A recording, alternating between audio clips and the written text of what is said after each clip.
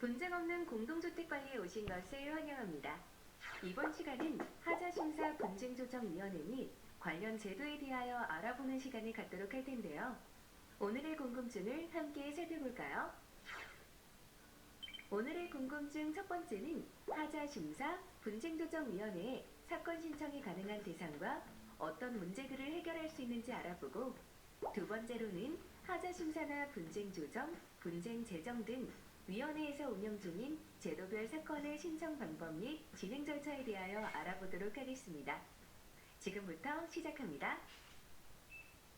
반갑습니다. 하자심사분쟁조정위원회 박형민 변호사라고 합니다.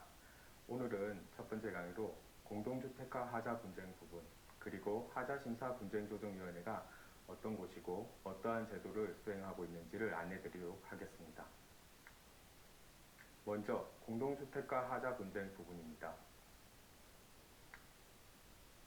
공동주택에서 만약 하자가 발생한다면 여러분은 어떻게 하시겠습니까? 지금 화면에 보이는 기사를 보시면 최고급 브랜드까지도 아파트 하자는 역대 최다이다, 이런 기사를 보실 수 있습니다. 그렇기 때문에 여러분께서는 어느 아파트에 사시든 관계없이 살아가면서 언젠가는 아파트 하자를 한 번이라도 겪게 될 가능성이 매우 큽니다. 그렇다면 하자가 발생했을 때 어떻게 조치하실 건지 지금쯤 같이 한번 알아보면 도움이 될 거라 생각합니다. 자, 하자가 발생했을 때 입주자가 할 수 있는 것은 어떤 방법이 있을까요?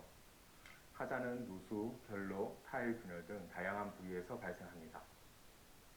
이 당시에 사업 주체인 곳에서 시에서 부서를 운영하고 있다면 시공사의 하자보수센터 등에 바로 요청을 하면 사업 주체가 하자보수를 이행할 것입니다.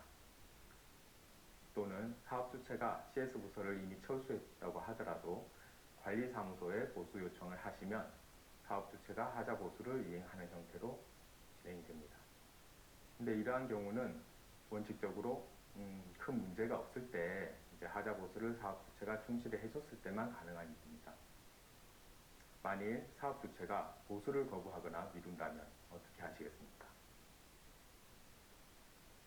보수를 청구했는데 계속적으로 청구를 해야 되는지, 아니면 하자 소송을 고민해 보셔야 되는지, 아니면 제가 지금 설명드릴 국토교통부의 하자심사분쟁조정위원회를 이용을 하실 건지, 여러 가지를 고민하실 상황이 주어질 것입니다. 먼저 법원과 위원회의 차이점을 고민해 보겠습니다. 법원 같은 경우에는 여러분들이 아시듯 여러 가지 장단점이 있을 테고, 저희 위원회 같은 경우에도 그에 대응하는 장점과 단점이 있을 것입니다. 이 부분을 중심에서 살펴보겠습니다. 제도를 비교해보면 기본적으로 법원의 소송은 1년 이상이라고 하는 기간이 상당한 기간이 소요됩니다. 반면 위원회의 제도는 3개월 이상 걸린다고 하는데 충분히 짧은 기간에 분쟁을 해소할 수 있습니다. 그리고 비용 부분에서도 특별히 차이가 납니다. 법원에는 인지대 등, 그리고 감정료, 수임료 등 부대 비용이 많이 소요될 것입니다. 하지만 위원회가 운영하는 제도를 이용하시면 단일 사건당 1만원, 이 부분은 전유 10곳, 공유 1개 부위에 따라서 1만원씩 부과되고, 감정료 같은 경우도 선택적으로 부과될 것입니다. 그리고 입증 책임에 있어서 법원의 소송이든 위원회의 절차이든 전부 다 입주자가 부담하는 건 맞지만, 위원회의 제도를 이용하신다면 위원회 조사관들의 현장 실사를 통해서 입증 책임을 조금 완화하실 수 있는 장점이 있을 것입니다. 그리고 효과에서도 약간의 차이가 있습니다. 금전 배상을 무조건 받을 수 있는 게 법원의 소송이라면, 위원회의 제도를 이용하시면 보수 방법과 범위를 확정하여서 그 부분에 대해서 이제 정확하게 보수를 받으실 수 있는 이런 장점이 있습니다. 장점과 단점으로 나누어지는데, 앞서 장점에 대해서는 제가 말씀드린 바가 있기 때문에 단점을 중심으로 다시 한 번 더 말씀을 드리겠습니다. 하자심사분쟁조정위원회를 이용하시면 기업의 양보를 강요한다, 이런 식의 생각을 좀 하실 수 있습니다. 하지만 저희는 어느 쪽에 치우치지 않고 공정하게 판정을 할 수 있도록 항상 노력하고 있습니다. 다만 분쟁 당사자만 선물적으로 구제되는 문제는 있습니다. 따라서 같은 아파트 단지에 어느 한 분이 구제받았다 하더라도 다른 세대에서도 별도로 신청을 하셔야지 전유 부분에서 권리 구제를 받으실 수 있을 것입니다. 그리고 최종 단계에서 당사자가 수락을 거부하게 되면 사실상 아무런 효력이 없을 수 있는 이런 문제가 있습니다. 이 부분은 조정이나 제정, 제도 어느 제도라 하더라도 결과적으로 이거는 소송 대체적 수단이기 때문에 소송과는 비교하기 어려운 이런 한계가 있습니다. 그리고 법관이 아닌 자의 판단, 저희가 운영하고 있는 위원회 위원들께서 적극적으로 역할을 하시고 본인들이 가진 역량을 총동원하고 있지만 기본적으로 법관은 아니기 때문에 이 부분에 대해서 약간의 신뢰도가 의심받을 수 있는 문제는 저희가 충분히 감안하고 역할을 할 수 있도록 최선을 다하고 있습니다. 하자심사분쟁조정위원회를 소개드리겠습니다. 저희는 공동주택 하자로 인해 발생하는 분쟁의 신속하고 공정한 해결을 목적하고 있습니다. 우선적으로 공동주택 입주자의 불편을 해소할 것이며 하자로 인한 피해가 확산되지 않도록 방지하고 있습니다. 또한 사업주체 또한 경영의 손실을 최소화할 수 있도록 분쟁을 조기 해결하는 것이 목적입니다. 종합적으로 살펴보면 국민의 주거 안정을 확보하며 주택 건설 산업의 발전에도 기여하는 것이 저희의 중대 의의라고 생각합니다. 위원회는 공동주택관리법 제39조의 근거를 두고 있습니다. 기관의 성격은 심의의결기관이며 설치일은 2009년 3월 12일입니다. 저희는 위원장 예하에 심사분과, 조정분과, 재심분과, 재정분과 이렇게 심사, 조정, 재정을 주도하고 총원은 60명으로 구성되어 있습니다. 소위원회가 구성되어 있는 곳은 아무래도 사건이 많다 보니까 비교적 간이하게 처리할 수 있는 심사 부분과 조정 부분에서는 소위원회를 통해서 제도를 빨리빨리 처리할 수 있도록 저희가 운영을 하고 있습니다. 사무국은 기획행정팀, 법무재정팀, 하자심사팀, 분쟁조정팀으로 나눠집니다. 이제 공동주택과 하자 분쟁에 대해서 내용을 들어가 보도록 하겠습니다. 기본적으로 공동주택이라고 하는 것은 어떤 건지부터 아는 것이 필요하겠습니다. 건축물이라고 하는 것은 토지에 정착되는 공작물 중에서 지붕과 기둥 그리고 주벽이 있는 것과 이에 딸린 시설물을 얘기합니다. 건축물 속에는 집합 건물이 있고 집합 건물 중 하나가 공동주택이기 때문에 차례대로 살펴보겠습니다. 집합 건물은 집합건물법 제1조에 정의가 규정되어 있는데 한 동의 건물 중 구조상 구분된 여러 개의 부분이 독립된 건물로서 사용될 수 있는 건물을 말합니다. 통상 여러분들이 분양을 받을지 고민을 하셨던 부분이 있는 상가라든지 오피스텔 그리고 공동주택 등이 집합건물의 한 종류로 해당된다고 생각하시면 되겠습니다. 그리고 공동주택입니다. 공동주택관리법 제2조에서 규정하고 있습니다. 건물의 벽, 복도, 계단이나 그 밖의 설비 등의 전부 일부를 공동으로 사용하는 각 세대가 하나의 건축물 안에서 각각 독립된 주거생활을 할 수 있는 구조로 된 주택. 저희가 업무를 처리하는 영역이 공동주택이라는 범주에 해당하기 때문에 공동주택에 어떠한 종류가 있는지는 다시금 한 번 더 살펴보겠습니다. 가장 흔하게 볼 수 있는 것이 아파트입니다. 법적으로는 주택으로 쓰는 층수가 5개층 이상인 주택, 이렇게 정의 내려져 있습니다. 그리고 연립주택이 있습니다. 이거는 주택으로 쓰는 한 개 동의 바닥 면적 합계가 660제곱미터를 초과하고 층수는 4개층 이하인 주택을 얘기합니다. 그리고 다세대 주택은 주택으로 쓰는 한 개 동의 바닥 면적 합계가 660제곱미터 이하이고 층수가 4개층 이하인 주택입니다. 가장 작은 규모의 공동주택이라고 생각하시면 되겠습니다.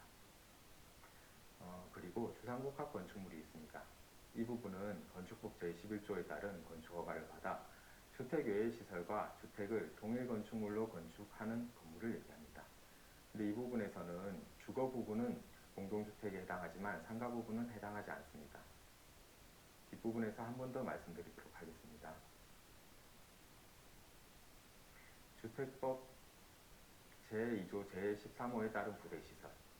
이 부분은 공동주택에 필수적으로 들어가게 되는 부대시설인 주차장, 관리사무소, 담장 및 주택단지 안의 도로까지도 공동주택에 범주에 포함되며 이 부분에 대해서 하자가 생긴 경우에 저희가 판단을 할 수 있다는 내용입니다.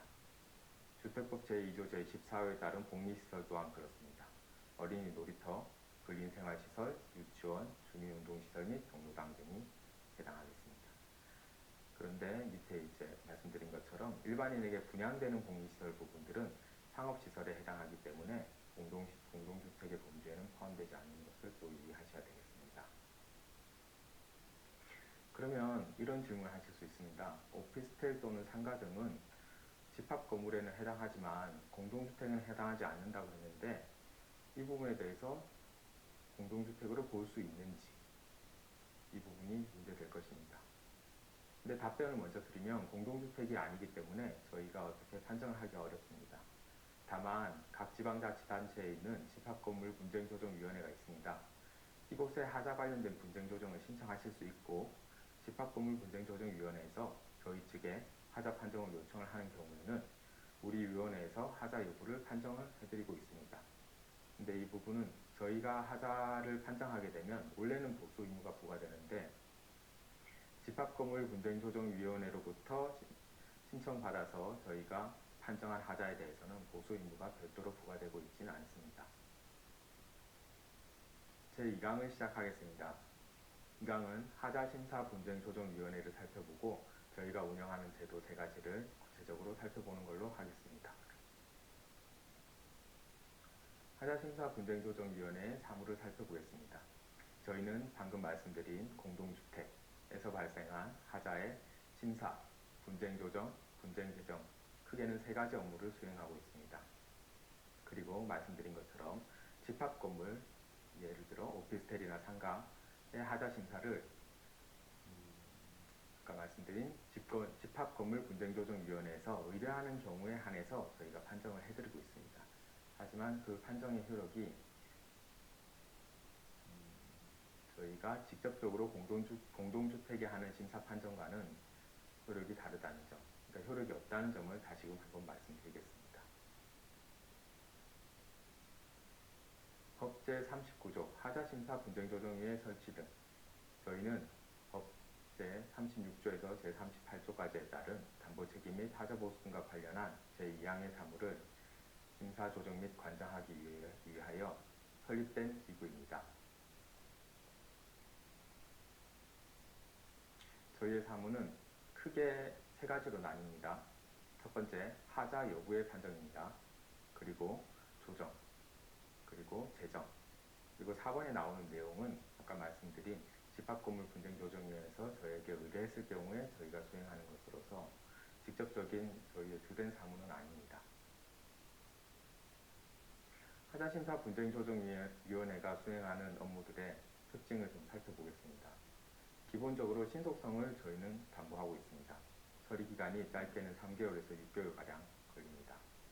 법정 처리기간인 전유부분 60일, 공용부분 90일을 준수하고 있지 못하지만 이 부분은 공고규정이고 저희는 가급적 가장 빠른 시일 내에 여러분들이 하자 분쟁으로부터 답변을 얻으실 수 있도록 최선을 다하고 있습니다.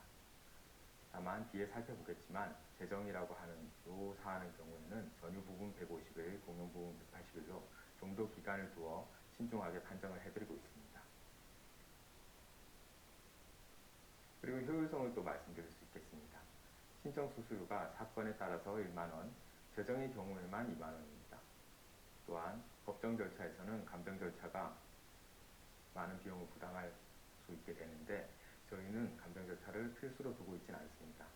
오히려 위원회 담당 조사관이 직접 현장 조사를 실시함으로써 추가 비용 없이 감정 절차에 준하는 결과를 받아보실 수도 있습니다. 예측 가능성을 장점으로 또 말씀드릴 수 있겠습니다. 저희가 판단하는 기준은 법원의 기준에 따라서 만들어진 국토부의 고시를 기준으로 하기 때문에 심사 및 조정, 재정 진행에 있어서 크게 법원의 기준과 다르지 않게 판단이 나오고 있습니다. 또한 관리사무소장님께서 대리인으로 선임되어서 업무를 수행하실 수 있습니다. 다만 의무관리 대상인 아파트에 한정된다는 점은 유의하셔야 되겠습니다. 입주자는 전유 부분에 대해서, 입주자 대표에는 공용 부분에 대해서 대리인으로 직접 사건 신청이 가능하십니다. 하자심사 분쟁조정위원회 구성을 살펴보겠습니다. 위원회는 위원장님을 포함하여 총 60인으로 구성되어 있습니다. 건축사, 기술사, 변호사, 교수 등 각자의 영역에서 실력을 갖추신 분들이 모두들 공정하게 심판을 하고 있습니다. 앞서 말씀드렸던 대로 심사분과, 조정분과, 재심분과, 재정분과로 나뉘어집니다. 사무국은 기획행정팀, 법무재정팀, 하자심사팀, 분쟁조정팀으로 나눠집니다. 저희가 수행하는 세 가지 주된 업무에 대해서 세 개의 팀이 있고 전체를 통괄할 수 있는 기획행정팀이 존재하는 형태입니다. 먼저 세 가지 제도 중 하자심사 부분을 말씀드리겠습니다. 하자심사는 신청 사건의 하자 여부를 판정하는 것입니다. 여부를 판정하기 때문에 보수 방법이라든가 그 범위에 대해서는 기재되지 않습니다. 그리고 하자심사 받은 내용에 대해서 불만이 있으신 경우에는 재심의 절차가 준비되어 있습니다. 하자 판정 결과에 대한 이의 신청을 하시면 저희는 재심의 절차에 따라서 사건을 다시금 심사를 하고 있습니다. 그리고 두 번째로 분쟁 조정 제도가 있습니다. 하자와 관련된 민사에 관한 분쟁을 재판에 비해서 간단한 절차에 따라서 상호간 협의를 통해서 해결하는 것이 분쟁 조정 제도입니다. 그리고 가장 최근에 도입된 분쟁 재정 제도가 있습니다. 건축물의 하자와 관련된 민사에 관한 분쟁을 위원회가 재판에 준한 절차에 따라 인과관계의 유무 및 피해 등에 대한 법률적 판단을 직접 내려드려서 분쟁을 해결하는 제도입니다. 그러면 방금 말씀드린 세 가지 제도 중 어떠한 제도를 이용하시는 것이 여러분에게 가장 좋을 것인지 궁금하실 수 있습니다. 이 부분은 이제 제가 계속 말씀드리는 세 가지 제도를 충실히 살펴보시면 스스로 판단하실 수 있을 것이라고 생각합니다. 만일 조정이 결렬된 다음에 하자심사를 뒤늦게 하실 수 있는 것은 가능한 것인지, 아니면 하자심사를 먼저 신청을 했는데 뒤늦게 보수 방법과 범위에 대해서도 결정을 원하셔서 다시금 조정을 신청하실 수 있는지, 이런 부분들이 궁금하실 수 있을 것입니다. 그 답변을 알기 위해 이제 하자심사 제도부터 세밀하게 좀 살펴보겠습니다. 보이는 화면은 하자심사 절차도입니다. 여러분은 일단 첫 번째, 사건 접수를 하시면 상대방인 피신청인에게 답변 요청이 가게 되어 있습니다. 상대방은 답변 요청에 대해서 아무런 답변을 10일 이내에 하지 않을 경우에는 500만 원 이하의 과태료를 부과받게 되기 때문에 적극적으로 어떠한, 그러니까 하자인지 아닌지, 어떻게 하자 보수를 할 것인지 등에 대한 답변을 충실히 제출할 것입니다. 그래서 필요에 따라서는 저희는 양 당사자의 의견을 수렴하고, 그리고 필요에 따라서 사실 조사를 진행합니다. 저희 조사관들이 사건 현장을 가서 직접 현장을 조사를 하고 참고인의 의견도 듣게 되는 절차가 예정되어 있습니다. 그리고 필요에 따라서는 하자 감정제도 또한 이용을 하실 수 있습니다. 그 결과에 따라서 하자 판정을 받으시게 됩니다. 하자 이후 판정서가 교부되는데, 만약 하자라고 판정이 된다면 하자 보수를 실시하셔야 됩니다. 사업 주체는 최장 60일 이내에 하자 보수를 해야 되고, 그 기간 동안 정당한 사유 없이 하자 보수를 이행하지 않는 경우에는 1,000만 원 상당의 과태료를 부과받게 됩니다. 하자 심사의 사건 신청 자격은 전유 부분과 공용 부분에 따라서 나뉘게 됩니다. 전유 부분은 단일 세대의 현관문 안쪽에 있는 부분을 얘기하는 것인데, 입주자, 그러니까 소유자, 원칙적으로 소유자께서 신청하실 수 있습니다. 공용 부분은 전체가 같이 사용하는 엘리베이터라든지 여러 가지 놀이터, 그런 같이 사용하는 시설 부분에 대한 것으로서 입주자 대표회의라든가 관리사무소장께서 입주자 대표회의를 대행해서 신청하실 수 있습니다. 이때 대리인 규정을 저희가 두고 있는데, 관리사무소장, 관리인, 변호사, 배우자 또는 사촌인의 친족, 그리고 사용자 또한 대리인으로서 사건에 참여하실 수 있습니다. 사건의 신청 기준은 하나의 사건에 따라서 전유 부분 같은 경우에는 하자 부위를 10개소 이내로 신청하실 수 있습니다.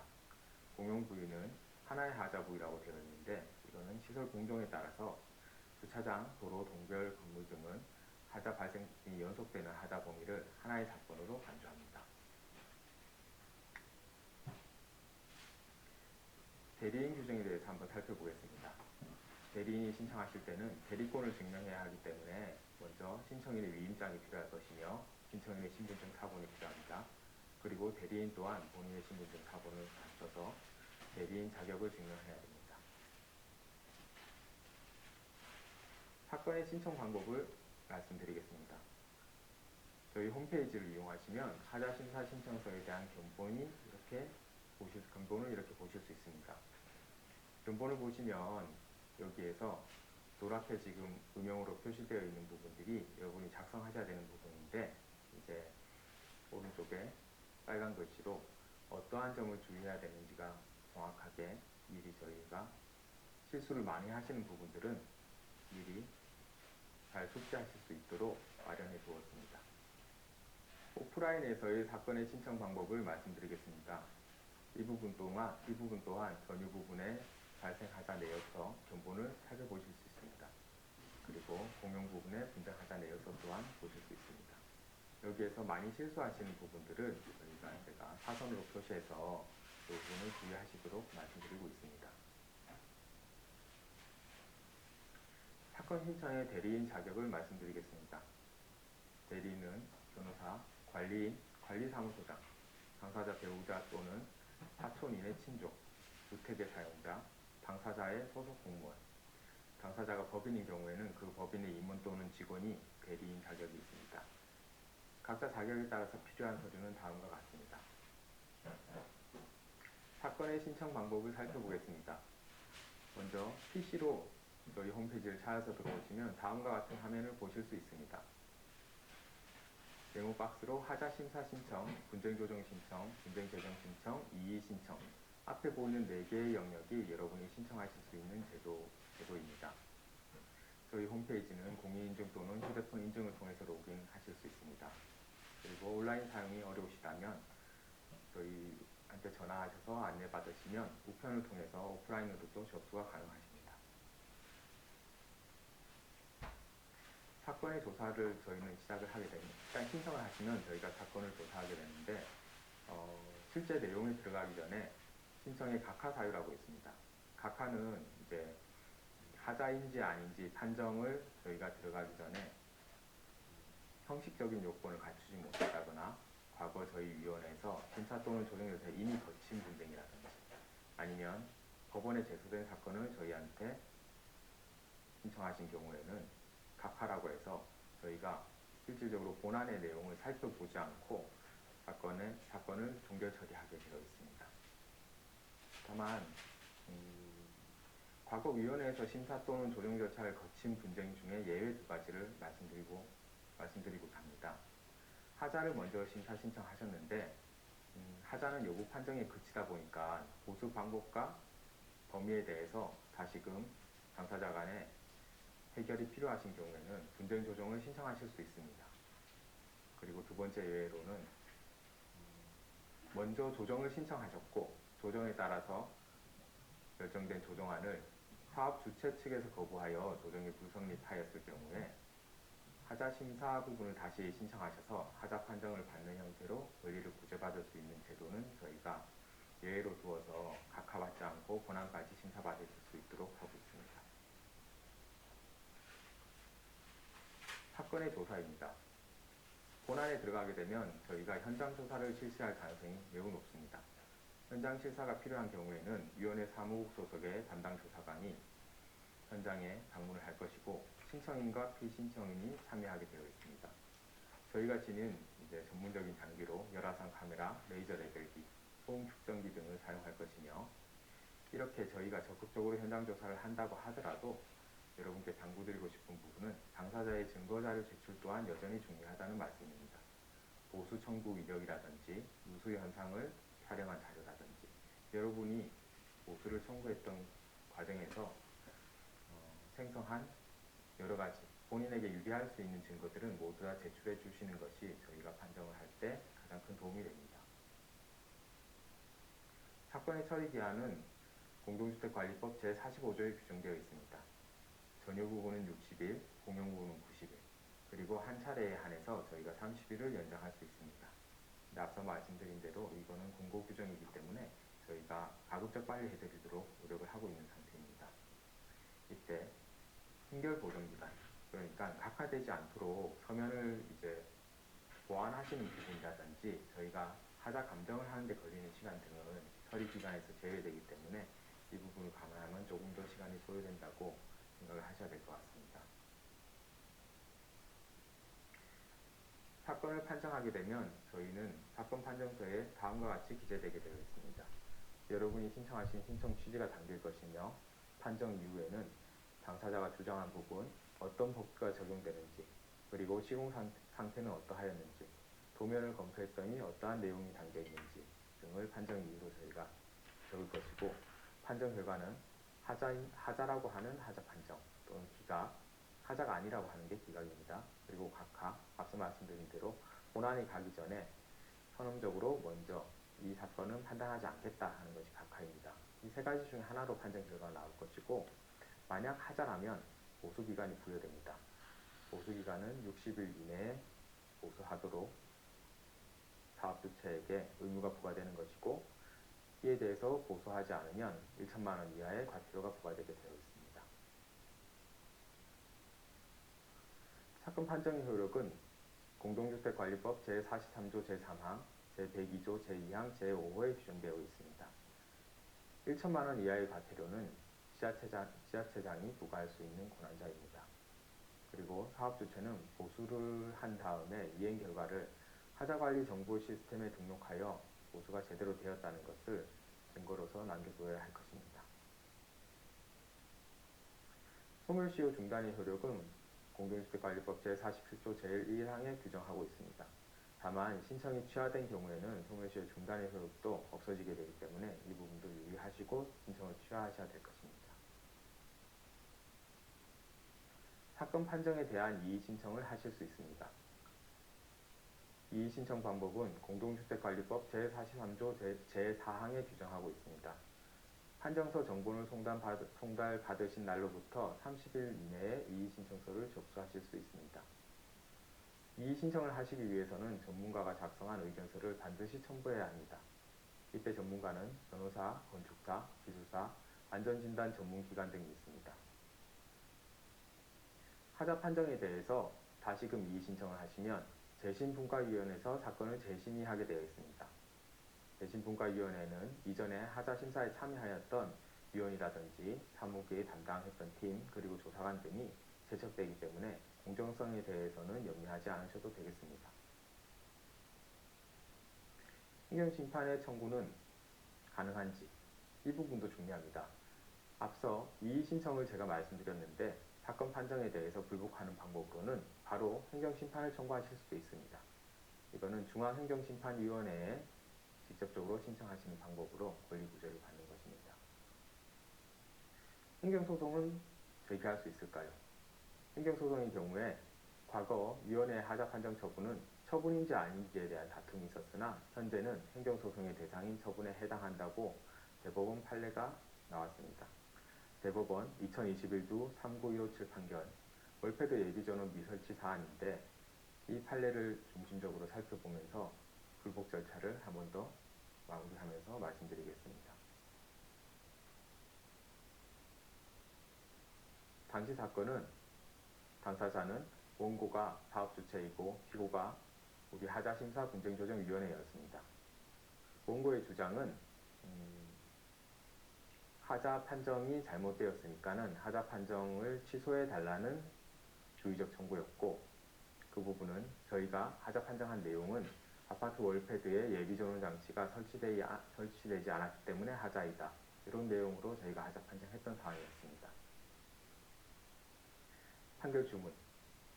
그러니까 법원에서 내린 결론은 주의적 청구를 기각하고 예비적 청구도 각하였습니다. 즉 원고가 패소하였고 우리 하자심사 분쟁조정위원회가 승소한 사건입니다. 판결의 이유를 살펴보시면 피고 하자심사조정위원회의 하자 판정에 처분성이 인정되었습니다. 항고소송의 배상적격성이 인정된 것이기 때문에 저희가 내리는 하자 판정에 대해서는 법원에 소송으로 제기하실 수 있게 된 것입니다.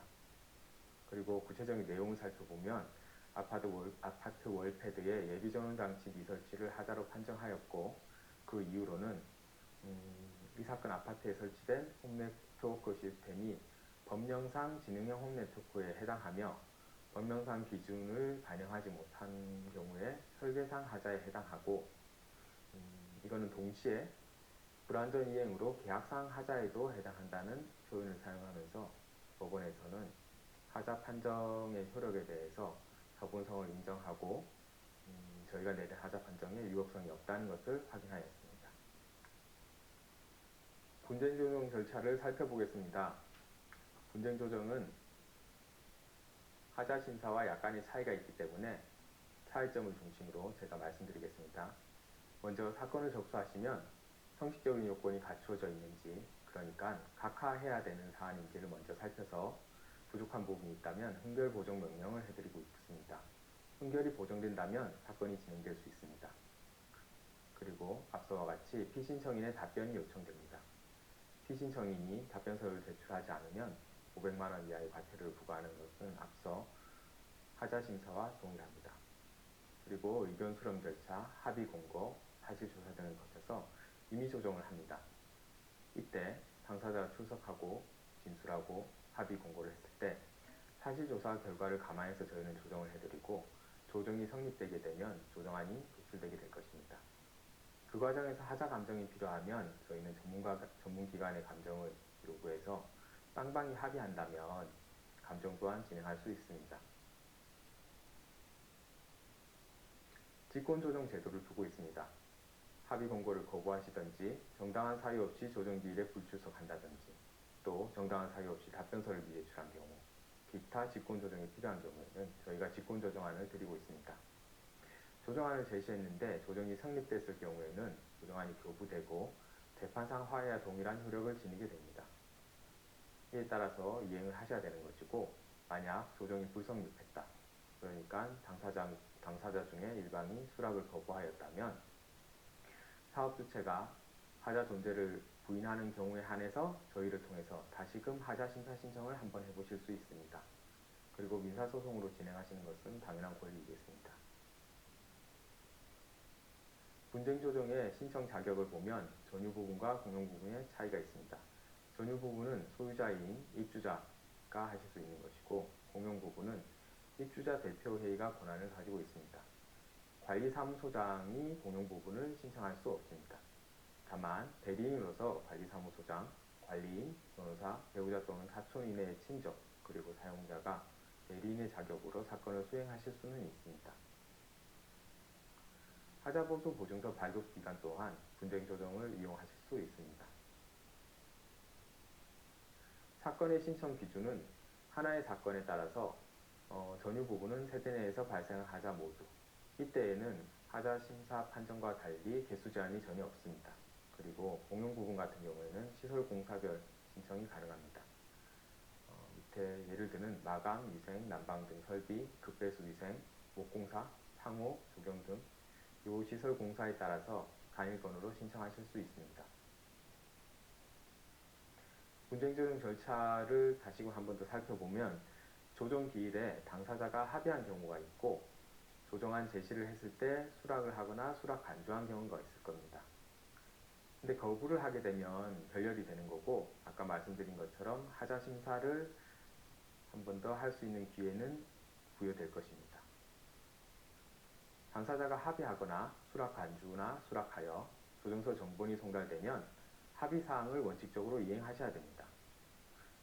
합의사항을 이행하지 않았을 경우에는 재판상 화해와 같은 효력을 지니고 있기 때문에 집행법원에 집행문을 부여받아서 강제적으로 적혀진 내용을 달성하실 수 있겠습니다. 조정서의 기재사항을 살펴보겠습니다. 조정 결과는 결지 내용에 따른 방법으로 하자부수를 한다. 이때 보수 부위, 방법, 자재, 보수 시기, 입주자의 협조 범위 등을 구체화하여서 저희는 기재하고 있습니다. 대체적 자기 의무이기 때문에 이 부분에 대해서 법원에 동일하게 이 내용을 강제적으로 집행법원에 강제적으로 수행할 수 있도록 저희가 면밀하게 검토하여 조정 결과를 기재하고 있습니다. 이때 보수 불이행에 따른 간접 강제의 효력을 지닐 수 있도록 간접 강제 총액이 보수 비용보다 클 수 있도록 조치하고 있습니다. 손해배상 방법으로 조정 결과가 나올 수도 있습니다. 특정 날짜까지 특정 금액을 지급한다. 이런 식의 표현이 나올 수 있습니다. 이때에는 손해배상금 그리고 하자 보수의 방법이 경과될 수 있고 이주 비용도 포함될 수 있습니다. 다만 정신상의 손해배상은 법원에서는 위자료를 대체로 인정하지 않고 있는 태도를 견지하고 있기 때문에 저희 또한 인정하기가 쉽지 않습니다. 다만 특별손해로 포섭할 수 있는 정황이 분명하다면 정신상의 손해배상 또한 완전히 배제된다고 말씀드릴 수는 없겠습니다. 저희는 이 과정에서 비밀 유지 의무를 수행하고 있습니다. 조정서의 효력을 살펴보면 재판상 화해와 동일합니다. 재판상 화해라고 하는 것은 법원의 확정 판결과 동일한 효력을 지니고 있기 때문에 아주 강력하다고 말씀드릴 수 있습니다. 다만 당사자가 임의로 처분할 수 있는 사항은 임의로 처분할 수 없는 사항은 효력이 없습니다. 공동주택관리법 제44조에서 분쟁조정에 대해서 재판상 화해와 동일한 효력이 있다. 이렇게 명시적으로 규정을 하고 있습니다. 당사자가 임의로 처분할 수 없는 사항을 한번 살펴보겠습니다. 영 제60조에서는 당사자가 임의로 처분할 수 없는 사항을 두고 있습니다. 이 부분은 입주자 대표회의가 전체 입주자의 5분의 4 이상의 동의도 없이 임의로 담보책임에 관한 분쟁조정을 신청한 경우에 처분을 할 수 없다. 그리고 그 밖에 이로에 준하는 경우로서 당사자가 독자적으로 권리를 행사할 수 없는 부분의 담보책임은 임의로 처분할 수 없다. 두 가지 정도는 살펴보시면 될 것 같습니다.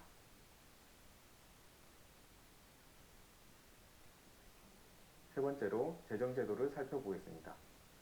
재정제도는 2021년 12월 9일부터 시행하고 있는 제도입니다.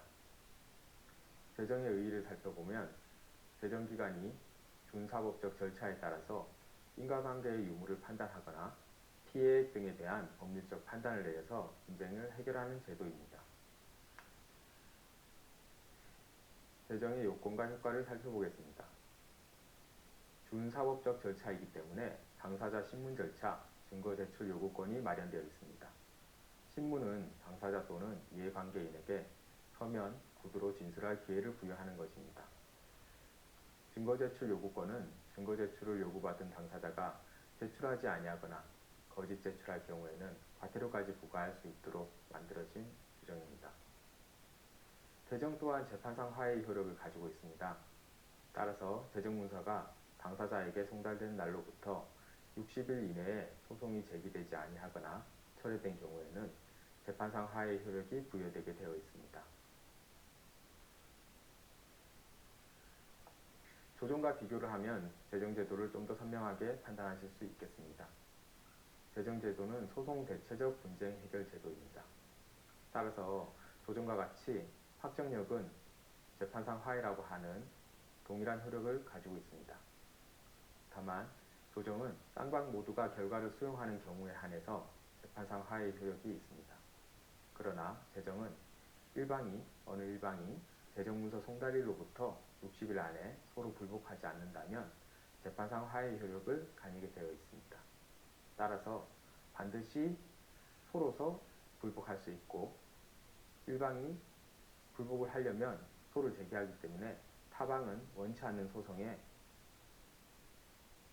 참여하게 되는 그러한 위험이 존재하는 제도입니다. 조정과 절차상의 차이를 살펴보겠습니다. 대신 구조와 당사자의 구술변론권이 구성된 준사법 절차입니다.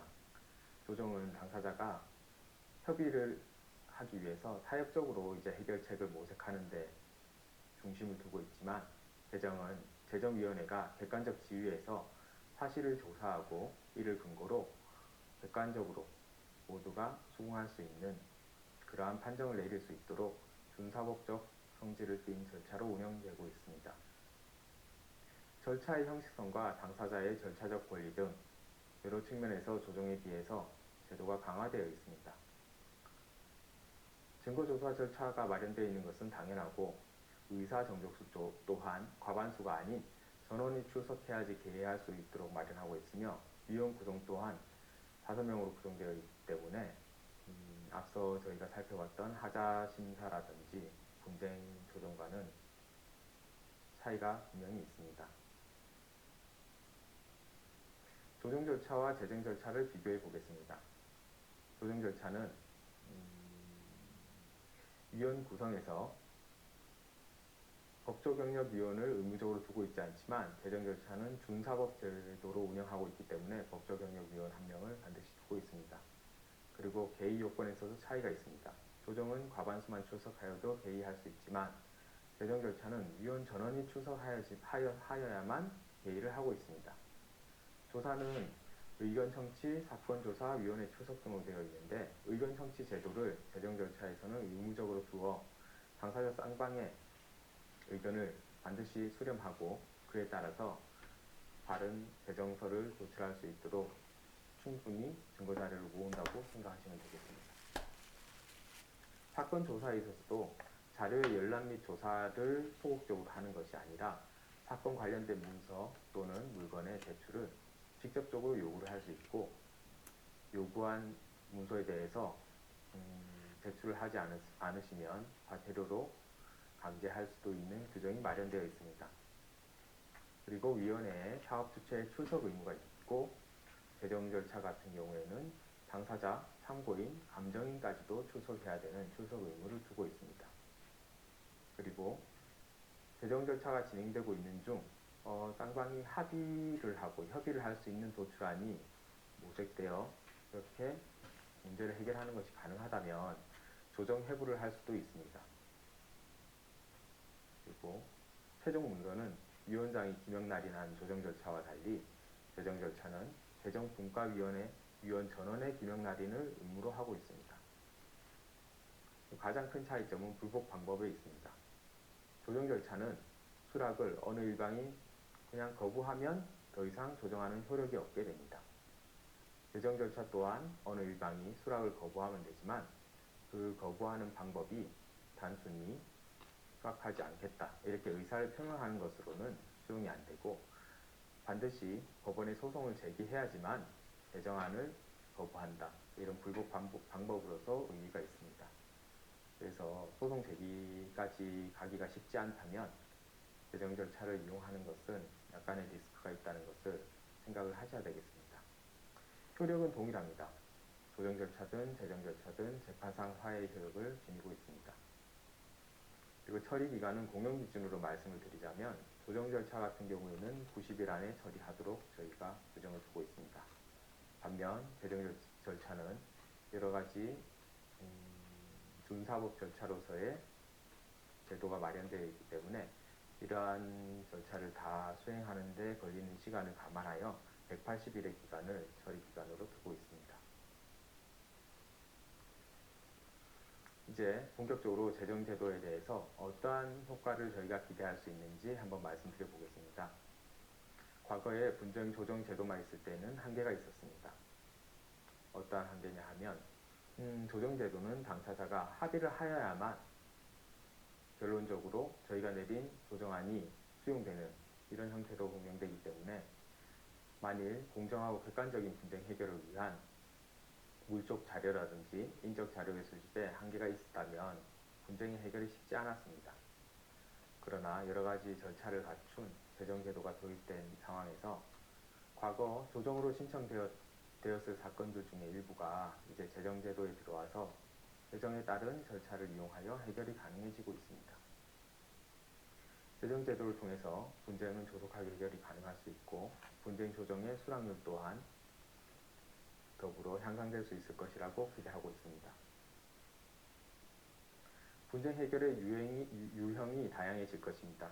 신청 사건 중에서 재정을 통해서 해결 가능한 사건이 이미 존재하긴 했으나 제도의 미비로 인해서 분쟁을 해결할 수 없었던 사례들이 많았습니다. 예를 들면 다음 두 가지와 같습니다.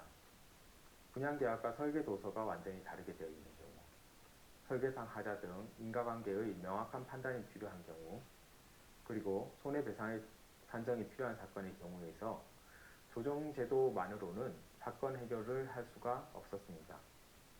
그래서 하자담보 책임과 관련된 손해배상, 하자보수 보증금 청구와 관련된 재정제도가 분쟁 해결에 가장 적합할 것이라고 생각합니다. 기존의 해결이 어렵던 유형을 재정으로 해결이 용이하게 된 바, 여러 가지 다양한 분쟁을 처리하게 됨으로써 저희 위원회가 국민의 권리 구제를 강화할 수 있는 바탕이 마련되었다고 생각됩니다. 재정제도를 절차에 따라서 한번 살펴보겠습니다. 재정제도는 앞서 살펴봤던 하자심사 또는 분쟁조정과는 조금 다르게 좀 더 복잡하게, 하지만 이 복잡한 이유가 여러분이 재정제도를 재판에 준하는 제도라고 이제 생각하고 바라보시면 그에 준하는 참여 수단을 저희가 마련해 둬야 되기 때문에 적극적으로 참여한다 생각을 하고 제가 지금 말씀드리는 이런 제도를 참고하시면 다음에 재정제도 이용하실 때 크게 도움받을 수 있을 거라고 생각합니다. 기본적으로 사건을 접수하면서 이제 시작이 됩니다. 형식적 요건이 갖춰져 있지 않는 경우에는 흥결 보정을 통해서 각하를 하든가 각하하기 전에 각하를 하거나 아니면 보정명령에 따라서 보완을 하면 사건을 진행하실 수 있습니다. 피신청인의 답변을 요청하게 됩니다. 12일 이내에 답변서 제출 의무가 있고 이 또한 500만 원 이하의 과태료, 답변서를 제출하지 않으면 이런 페널티가 부과되기 때문에 결과론적으로 피신청인은 사건에 참여하게 되어 있습니다. 준비서면 제출 제도가 좀 특이하다고 생각하실 수 있습니다. 이거는 소송에서 이제 통상적으로 쌍방이 제출하는 준비서면과 유사하다고 생각하시면 이해가 빠를 수 있습니다. 양 당사자가 주장하거나 주장하는 내용이라든지 증거 방법을 적극적으로 제출해 주셔야 합니다. 준비서면에 따라서 저희가 판단하여 당사자나 참고인 조사가 필요하다면 당사자, 참고인, 감정인 진술 또는 감정을 하게 되어 있고 이때 당사자, 참고인, 감정인은 선서 의무가 부과됩니다. 마치 법정에서 선서 의무가 부과되는 것과 유사합니다. 이 부분에도 과태료가 마련되어 있습니다. 그리고 관련 문서 물건 조사가 필요하다면 위원회 측에서 당사자, 참고인에게 사건 관련된 문서라든지 물건의 제출을 요구할 수 있습니다. 이 부분은 객관적 사실을 판단해야 되는 게 재정의 목적이기 때문에 500만 원 이하의 과태료라고 하는 강제 수단도 마련되어 있습니다. 사실 조사는 사건 현장 조사로 이루어져 있습니다. 하자 감정을 실시하고 하자 감정이 필요하다면 전문 기관의 감정을 의뢰를 할 것이고 이때 비용 부담은 쌍방이 합의하여서 결정하는 것으로 되어 있습니다. 그리고 당사자 신문제도가 마련되어 있습니다. 신문기일을 지정하고 당사자가 위원회에 직접 참석하셔서 각자의 의견을 자유롭게 진술하실 수 있습니다. 이 부분에서 위원회 위원들께서 당사자와 직접 신문 절차에서 어떠한 권리관계를 주장을 하고 어떠한 사정에 의해서 현재 지금 재정제도가 진행되어 있고 사실관계의 다툼이라든지 법률관계에 대한 다툼 부분을 종합적으로 판단해 볼 수 있는 기회가 마련되어 있습니다. 이러한 신문 절차를 지나고 나서야 분쟁 재정이 이루어지게 되어 있습니다. 재정서가 발급이 되면 재정문서는 송달이 됩니다.